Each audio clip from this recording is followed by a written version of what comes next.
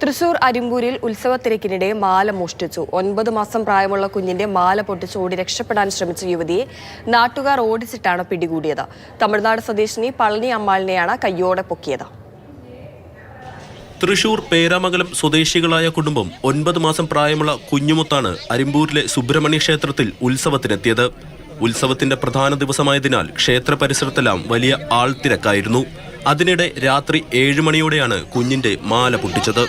ബഹളം കേട്ട് ആളുകൾ ഓടിക്കൂടിയപ്പോഴേക്കും മാല പൊട്ടിച്ചെടുത്ത യുവതി രക്ഷപ്പെടാൻ ശ്രമിച്ചു.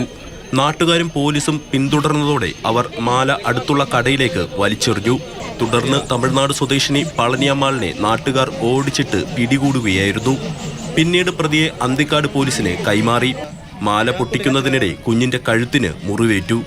ക്ഷേത്ര ഉത്സവങ്ങളുടെ മറവിൽ മോഷണം നടത്തുന്ന സംഘത്തിലുള്ള ആളാണ് പിടിയിലായ യുവതിയെന്ന് പോലീസ് പറഞ്ഞു. ഇവരുടെ കൂട്ടാളികളെ കേന്ദ്രീകരിച്ചും അന്വേഷണം ഊർജിതമാണ്. കുടുംബത്തിന്റെ പരാതിയിൽ അന്തിക്കാട് പോലീസ് കേസെടുത്തിട്ടുണ്ട്. മാതൃഭൂമി ന്യൂസ്, തൃശൂർ.